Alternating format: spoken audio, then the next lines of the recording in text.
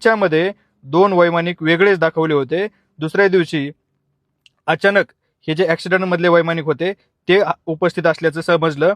त्याचं कारण असं सांगितलं गेलं की त्या दोघांना पण यायला ट्रॅफिकमध्ये उशीर झाला. मित्रांनो, मी तुम्हाला गमतीचा भाग सांगतो. दादांचं विमान सकाळी 8 वाजता निघलं होतं. पायलट विमानतळावरती किमान 7 ते 7:15 वाजेपर्यंत पोहोचणं गरजेचं होतं. म्हणजे घरून निघायला त्यांना 6 वाजले असतील.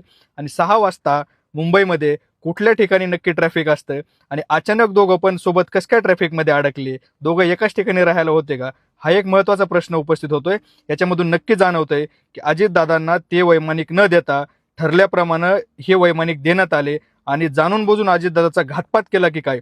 हा एक तमाम महाराष्ट्रवासियांना प्रश्न उपस्थित झालेला आहे.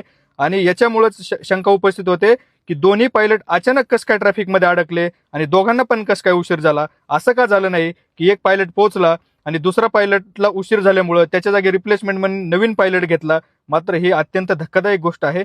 दोन्ही पायलट ट्रॅफिकमध्ये अडकतात आणि नवीन पायलट अचानक दादाला सकाळी सांगितलं जातं आणि त्या पायलटकडून विमानाचा ऍक्सिडेंट होतो. हा